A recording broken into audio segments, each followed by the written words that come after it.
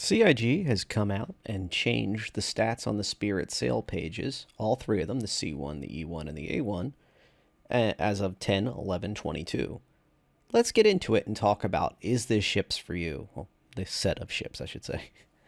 So, the C1 still maintains its size 3 tractor beam with a respectable 48 SCU, clearly trying to enter the competition of a Lancer or Cutlass class ship for hauling capacity, and enjoying a size 3 commercial tractor beam, as it says on its paperwork. And it is geared to handle small vehicles. Note the word vehicles. I'm trusting the sale pages because that's what CIG said to trust. The brochure should be updated tomorrow if you're listening to this the day I released it. It is interesting that they went out of their way to write vehicles. As a reminder, if you are, say, putting, let's say, 2 Cyclones inside there, crew-stated Cyclone would fit inside the C1 at least.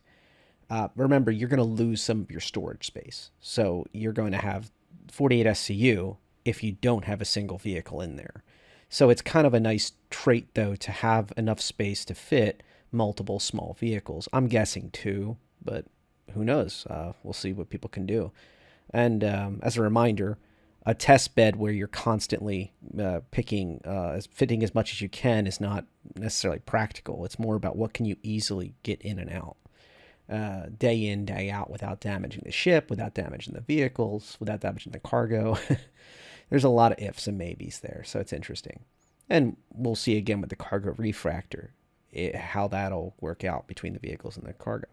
But the C1 enjoys the 1 size 2 shield, a pair of size 3 fixed cannons, 4 missiles overall. They did not note the size on the new paperwork yet, and a twin size 2 gimbal. Now, the C1 is the only one on the list that does not say size 3 hardpoint with a fitted size 2 twin gimbal. That's an important distinction. So while out of the box, it does have the same amount of cannons of the same sizes.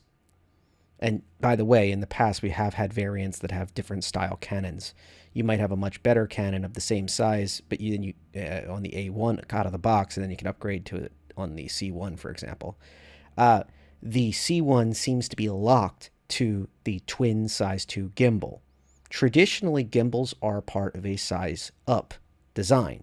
It could have been an oversight of the updated page, or it could be an intentional design to differentiate the C1 from the E1 and A1's weapon package, in the sense of it already loses a turret due to its size 3 tractor beam, and then also it cannot fit size 3 fixed weaponry at the front, a single size 3 weapon at the front.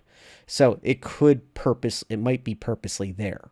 Nevertheless, it is a respectable weapons package, especially for the 100 USD price point when you're talking about War Bond. It's pretty good.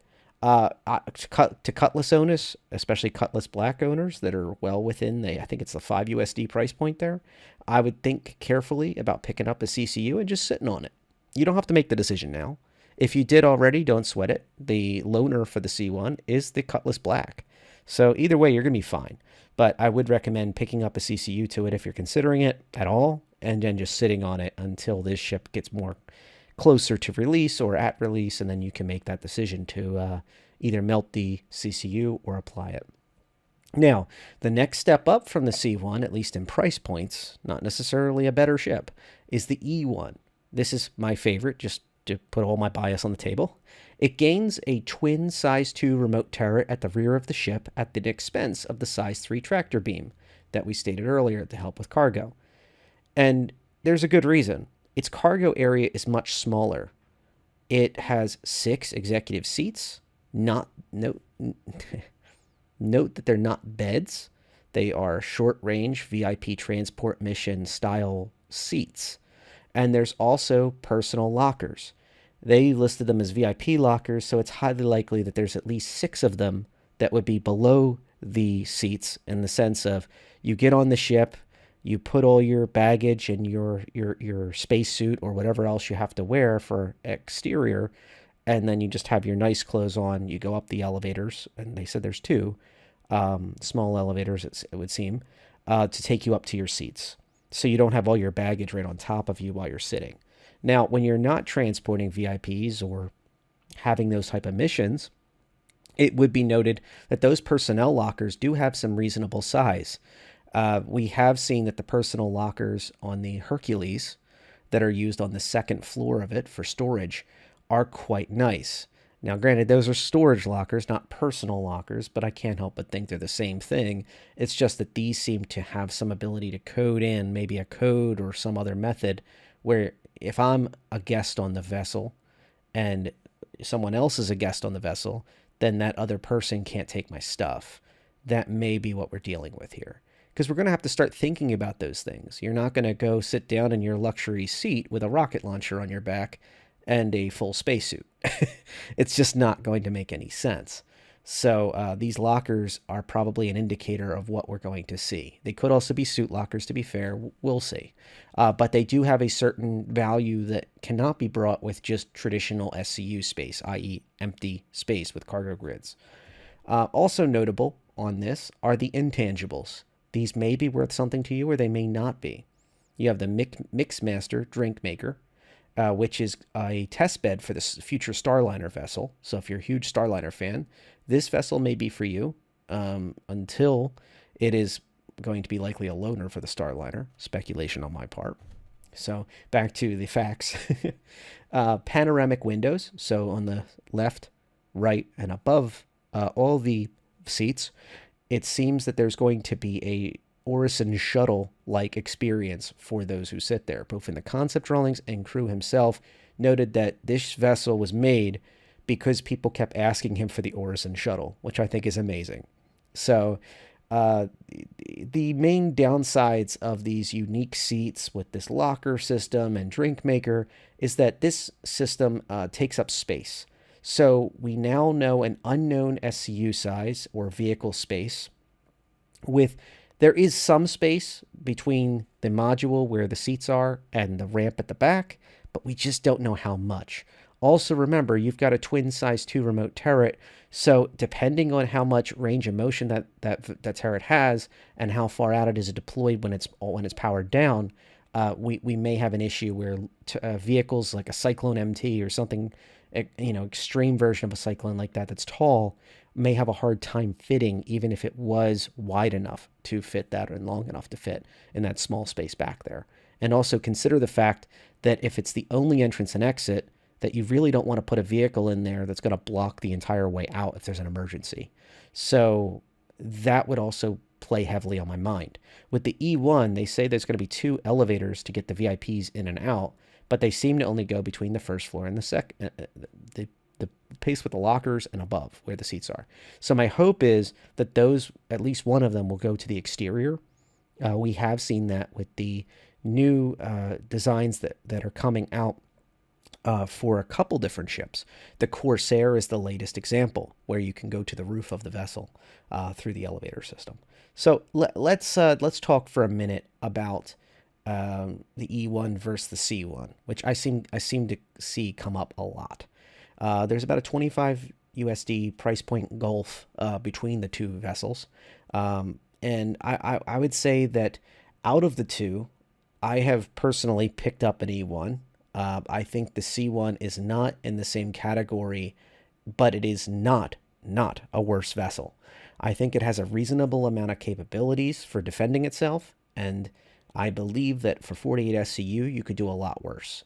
I think with that size 3 tractor beam as well, it can help coordinate other work that it's not ideal because the tractor beam is all the way on the back, unlike with the Connie Taurus, where you can have the tractor beam turret operator literally towards the front and below where they can physically see all the cargo nice and good and still be able to spin around and see what's going on up front. They're practically right there. They're like right behind the cockpit. Whereas, or should I say bridge on a Connie? Whereas when you're talking about the C1, you have a remote tractor beam where, yes, you can exit the tractor beam's view, but it appears it's going to be remote, and it appears that it's going to be on the rear of the vessel. That's what they showed. And that's going to kind of create kind of a weird situation where you're hopping in and out of the tractor beam to assist with other things or see what's going on up front, and then also switching back, forth, loading, unloading, without being right there physically. So I don't know. If I was to concept this vessel and kind of start white box phasing it, I would almost wish it lost an SCU or two or something like that, so somebody could physically stand at the back and operate that tractor beam. And the reason I say that is so that they can handle other duties, like keeping an eye on security of that ramp, and also being able to EVA out if necessary. If something sensitive falls out and you don't want to tractor beam it real hard, like it's a very powerful tractor beam, you might want to hand grab that or use a hand tool to grab that instead. And also negotiate trades and such, where you're physically standing there doing the deal. You don't want to have to walk all the way back to the front. Now, I should say that this is supposed to be a two crew vessel, but in all actuality, a 48 SCU vessel like that, unless you're very close buddies, family, etc., with the other person, you're probably going to be flying this alone a lot, or flying it in tandem with another vessel that's hauling, doing their own hauling. Um, so I think it has a place. I think it's interesting. I just I kind of feel like it's going to feel a little disjointed, but the C1 does have a place, and it is not a weaker ship than the C1. For the C1, it's not a weaker ship than the E1, I would argue. So back to the E1, you have the twin size 3 cannons, the 4 missiles, the 1 size 2 shield, which is pretty much the main glaring problem when you're flying around with VIPs. I would prefer 2 size 2 shields, or maybe something interesting like a single size 1 shield that is focused on the key the key things like the engines, for example, and or a little more armor, which you're not going to find because you have panoramic windows. More on that when we get to the bottom of this topic. But the point is, I think it's an interesting ship. I think there, if the size 3 hard point is not on the C1, it's only on the E1. When we're comparing those two, it would be interesting to see a 4 fixed size 3 weapon systems firing away on an E1 that's supposed to be an executive vessel with a single size 2 remote turret, twin remote turret, uh, all at the same time, just kind of tearing some stuff up until somebody with higher maneuverability gets into position.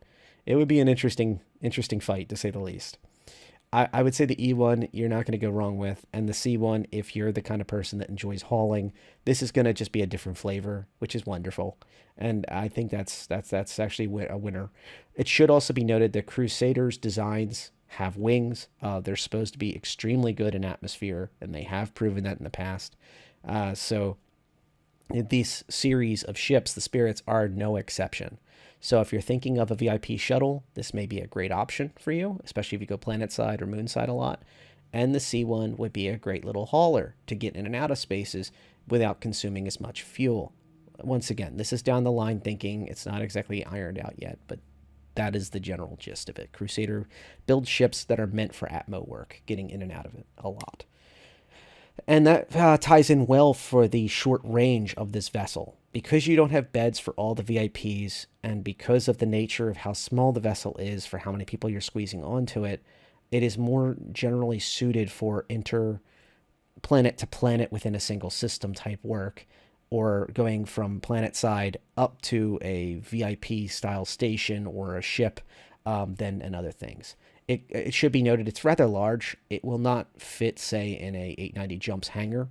This would be more of a docking situation, or some other methodology that's going to have to be figured out very quickly, because this ship just has a ramp for the most part, unless they prove otherwise. And that's going to be an interesting topic to come up. Basically, it may be more geared towards ground type deliveries of VIPs. I don't think VIPs are going to want to EVA over to something. Okay, so pads as well, obviously goes without saying, especially with the changes over to hangars for the most part on stations. It's supposed to be all stations have hangars now, but I always keep that thought in the back of my head of Pyro and other more dangerous places may have stations that are actually viable that would have only pads or availability of a mix. But we'll see. I don't think pirates have that much use for an E1 other than just looting it, but we'll definitely see. Okay, so on to the A1. The A1 has 10 size 5 bombs. They are on a bespoke launching system, so they basically drop out of the bottom vertically, and there's 5 on each side. the CIG folks noted that you can actually watch them fall one by one.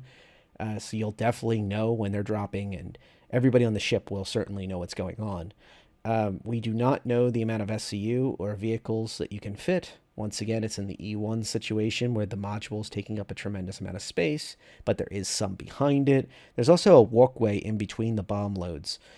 So it also invites the question of, can you bring a second rack of 10 size 5 bombs sitting in that tiny cargo hold behind it, or sitting on the walkway to be able to load at least a few of the launchers again for a second volley? That remains to be seen. Probably unlikely at least at first. We have some other notes. So it still has that size 2 shield, twin size 3 forward cannons, 4 overall missiles, and a size 3 hardpoint with the twin size 2 gimbal. So once again, you could upgrade that twin size 2 gimbal to a fixed size 3 system. And just like the E1, unlike the C1, unless that was a spelling error on their part. A1 is in an interesting place. It is clearly a true crew ship, especially when you're talking about it coming with the remote turret, just like the E1, and it's definitely going to be have a lot of ships hot on its heels when it's dropping bombs. So that turret really needs to be occupied to at least try to help keep some pressure off of it while it runs out of dodge. The A1 is really meant to drop those bombs and get out of town. It's not meant to stick around like the A2. So if you're thinking of the A2 versus the A1, they're not even in the same ballpark. You're talking about half the size of bombs. And remember, with CIG, usually the order is if you go a size up on something, it's almost double power of whatever the thing below it is. So a size 5 bomb is respectable, but there's only 10 of them, and furthermore, they are way less involved than an A2. The A2 also has the ability to do the mother of all bomb style bombs, like giant bombs, or does entire rack on each side of these bomblets. So do bear in mind that this A1 is basically not as versatile as the A2, but if you lose one of these, it's going to be far less costly. Also, if you're thinking in your budget of, I want an outpost, or I want to attack outposts, and I want something like this in my back pocket to be able to attack another outpost or clear out old in an interesting way, clear out old buildings, maybe not even necessarily attacking anyone, the A1 would be nice and handy. The A2 is more of a dedicated ship that can haul big old tank and such. And I just see the A2 as a very dedicated vessel. Also of note, I could see a pair of A1s taking off of a Kraken in the medium space. And then also, obviously, having some smaller Buccaneer-style ships, or Gladiuses, let's say, 4 of those, helping to escort the A1s. You could do some really interesting things with these A1s. I think, though, for the price point at 175 USD, I really think that you're starting to get into a price point where these are probably a buying game for a lot of folks, unless you're the person who knows this is your type of gameplay. You're going to be doing a lot of bombing constantly, and not necessarily in the mood to have to grind it out. So interesting ships. Some of the unknowns that we have to factor in is that there is either 1 or 2 crew beds. Due to the way they presented the information on the website, there is 1 definite bed, and we don't know if there's a second bed that's opposite of the first bed. It's likely, but it can't be promised. It's not in any of the paperwork yet. Probably when they update the PDF, the brochure that came out, we'll probably see if it's 1 or 2 crew guaranteed, but we're guaranteed at least 1, hopefully 2. I would prefer 2 crew beds for obvious reasons. It's a 2-person ship. You wouldn't want to have that fun adventure where one of you has to log off and the other person has to go find a place to land because you don't have enough beds. Another thing to think about is that the Mixmaster is only on the E1. That means that you have a drink maker, which is a huge benefit, right on the ship, whereas the A1 and the C1 do not have such a drink maker system. So we don't know if there's going to be a little microwave style location and water maker like we've seen, it's a coffee maker, like we've seen on the 300i series of ships when you get the upgrades, or you think of the larger ones with the Redeemer, with the fridge and such that works, or many ships, Phoenix, etc. So we have this drink maker that is guaranteed on the E1, which is the first thing that's going to get you is thirst. So being able to have that is an instant bonus, not just a luxury, but a wonderful required necessity if you want to operate longer distances as a 2-person crew when you have the beds to match it. Also, something else to think about is that the E1 should have a bathroom. We're going to find out or a shower toilet combination. We'll see if the C1 and the A1 get that. They should, but it's not guaranteed yet. Somebody point out in the comments below if you see it on the paperwork. It's kind of hard to see. You gotta use the control on the scroll wheel, kind of zoom in really hard, and really look at that concept and hope for the best. It's not marked as far as I've seen on the updated ones. So the other thing, once again, to emphasize, we do not know the SCU of the E1 and the A1, but they must be less than the C1 because the modules are physically blocking the space. We also don't know the armor differences based on the roles of the ship. Is there going to be armor differences, or are they all going to have the same armor? The E1 has large panoramic windows that are on 3 sides of the vessel, dead center of the ship. There is some type of bulkheads that would be if those windows were blown out. But the whole point is probably to keep those VIPs alive and happy and not trying to crowd into your cockpit because they've have a massive air leak back there, and the danger. So is the E1 not as safe as the other ones, or is this some type of Durasteel type situation where, look, the windows are made out of such strong stuff, it doesn't matter? We've heard it both ways. On the Vanguard Harbinger, it purposely has little armor slots on the sides of its cockpit that supposedly give it better armor where it's needed, where the crew are. And then also we've had other ships where they've had windows and they said, oh, those windows are real strong because it's a military ship and such and things like that.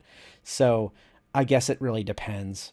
They could write it either way, but just something to bear in mind. The E1 has large windows. The other ones don't. Also, the A1 really needs armor on the bottom of the ship at the very least. It's bulked up. It's going to be dropping bombs on things. They're going to want to shoot back at you. If you want to be able to get those those 10 size 5 gravity-based bombs onto a target, you need to get relatively close to that target above it. And those targets probably won't like being bombed. So bear in mind that it's going to take a lot of fire from below, a lot like any close air support vehicle aircraft that we have right now in real life. They tend to have armor, especially around the cockpit. In the case of the A1, it really needs armor everywhere, but at least protecting the engines from below and the cockpit from below. Just a thought. Now, we also, speaking of the size 5 bomb damage, we don't know how much damage size 5 bombs will do. Will one bomb take out a Nova? Will it take 5? Will it take all 10? We don't really know those facts yet. Also, terrain deformation is not really a thing yet on these smaller bombs. Will it be in the future? Will this be a situation where you can use this as a denial technique, like i.e. bombing the main road in and out of an outpost to kind of hold it down? Will you be able to drop these bombs and then quickly be able to get out of the area? Is another question mark. We want to see the speeds. In the brochure, I can't trust it because basically they've said they're going to update it tomorrow.